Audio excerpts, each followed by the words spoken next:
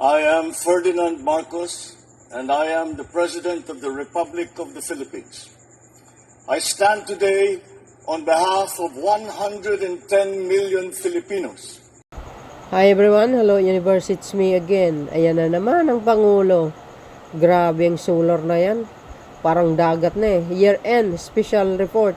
Energizing Pag-asa Island, lighting the way for learning 27 December 2025. O, di ba? Ay nako, galing naman. Babasahin po natin. As the nation reflects on the milestone 2025, one story shine brightest at the edge of the West Philippine Sea, where hope that light and learning now thriving on Pag-asa Island.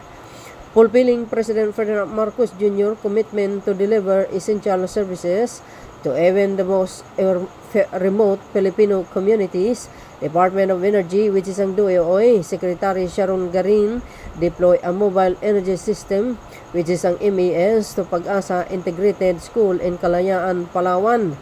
This is solar reward system with battery storage now provides safe, reliable, and sustainable electricity, ensuring uninterrupted learning, stronger school operation, and brighter future for young Filipino students. We're more than just an power. It is a profound promise that under the bagong Pilipinas, no child will be left in darkness, because the Marcos administration remain committed to illuminating every path to education, hope, and progress. To God be all the glory. Wow! You see, mga beswa, sa Pag-asa Island yan. Ngayon, talaga naman na this is solar power system with battery storage. May ilaw naman talaga sila. Diba? Shout out sa mga Marcos Loyalist supporters. Ganyan kagaling ang Pangulo. Tapos sasabihin nyo mag-resign. 3%? What? 3% ang pinakamasipag na Pangulo. Binigyan ng DDS Sorbe ng 3%. Samantalang yung tamad na wala namang ginawa pang mataas. You cannot mind conditioning the Filipino people, guys. Totoo yun. Because the majority of Filipinos are known na. Diba? Are know what happened. Sus Mariusip, do you think? Think they are supporting the Vice President Sara Duterte sa kabila ng mga nangyayari na issue laban sa kanya? Yung sa impeachment niya. Bakit? Dahil yan sa kaba ng bayan na. Ito na naman. Controversial na naman sa isinuwalat ni Madriaga. Drug queen lord yan eh. See? Ang datingan para sa akin. Ano ibig niyo sabihin doon? Wow! Diba? The best PBBM talaga. Pakinggan nyo. Para kumpleto detalyado, mga kababayan, pakinggan natin. Diba? Wow. Sa pagtatapos ng 2025, dala ng pamahalaan ang isang makabuluhang pamaskong handog. Ang katiyakang mananatiling may liwanag ang pagkatuto sa mga paaralang matagal nang hindi naaabot ng enerhiya. Sa ilalim ng administrasyon ni Pangulong Ferdinand R. Marcos Jr., nananatiling malinaw ang pangako. Walang batang Pilipino ang maiiwan sa dilim, sapagkat bawat kabataan ay may karapatang makamit ang isang maliwanag, may pag-asa at mas maunlad na kinabukasan. Wow! Pag-asa Island Integrated School, energized na. Upang masiguro ang liwanag sa mga paaralang hindi maaabot na enerhiya, namahagi ang Department of Energy sa pangunguna ni Secretary Sharon Garin ng Mobile Energy System para sa Pag-asa Island Integrated School. Mula sa 10 iba't ibang probinsya sa bansa. Ang mobile energy system ay isang solar-powered facility na may battery storage, madaling i-deploy, at nagbibigay ng maaasahang kuryente sa mga lugar na nangangailangan, lalo na sa pang-edukasyon at serbisyong pangkomunidad. Unang-una, napakalaking tulong ito. years back, marami ng mga previous administration man, pangarap na namin na magkaroon ng talagang 24 hours na kuryente sa Pag-asa Island. So, at natupad na po yung energy yung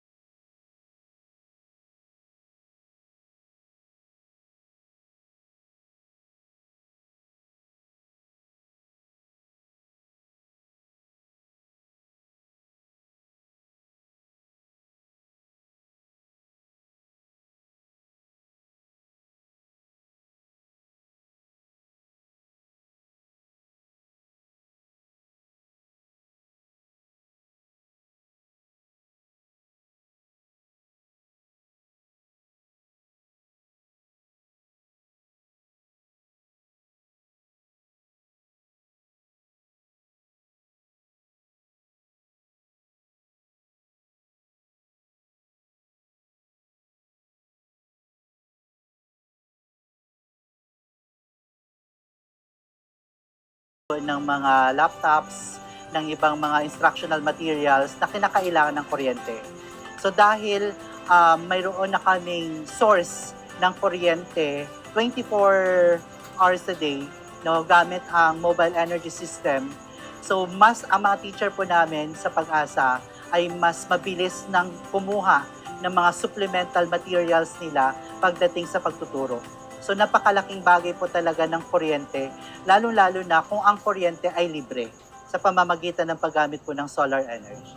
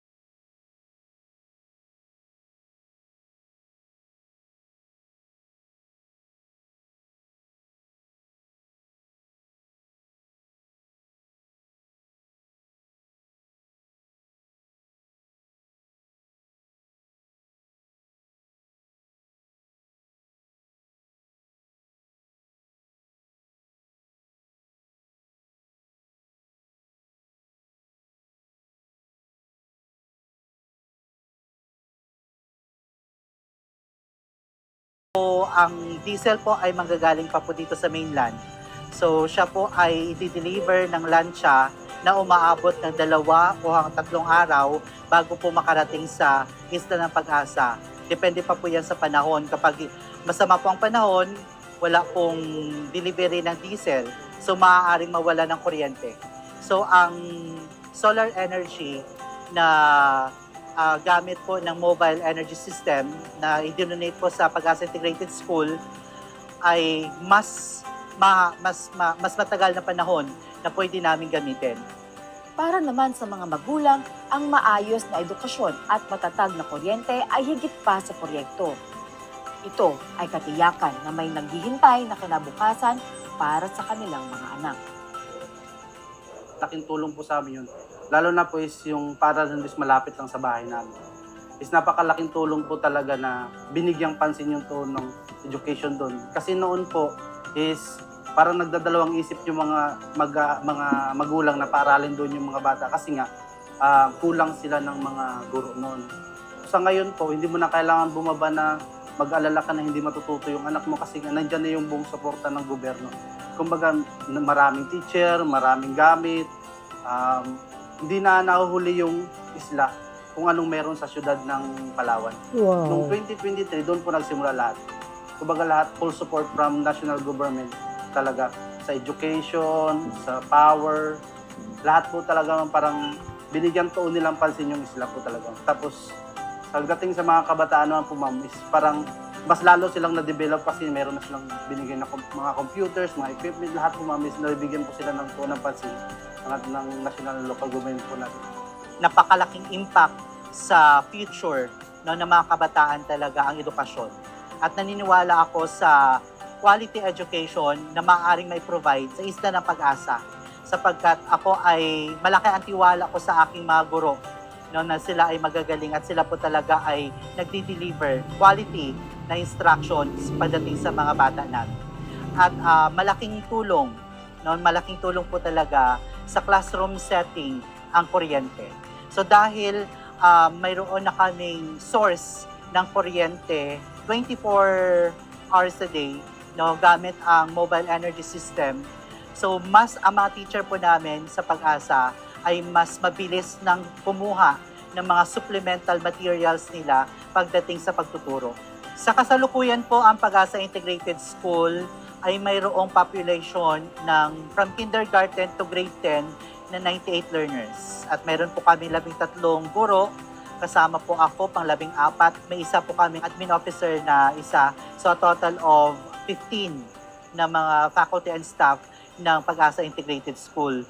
Kung maihambing ko po ang sitwasyon ng Pag-asa Integrated School sa ngayon, sa bago ako dumating, sa loob lamang ng isang taon, masasabi ko na napakalaking bagay, malayo na ang narating ng Pag-asa Integrated School as to the development. Sapagkat nung ako po ay dumating doon sa isla, mayroon lamang po kaming 2 makeshift na classroom. Pero sa ngayon po, tulad na nasabi ko, mayroon na po kaming 2-story, 6 classroom buildings. Ang isa po ay tapos na para sa junior high school.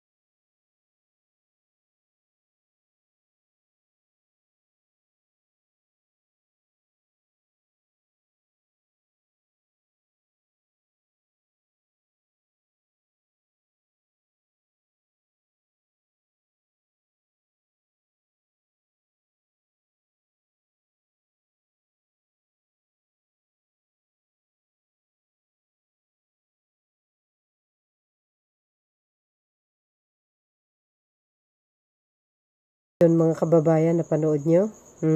Pag-asa Island. You see guys, kung gaano ka hands-on ang Pangulo.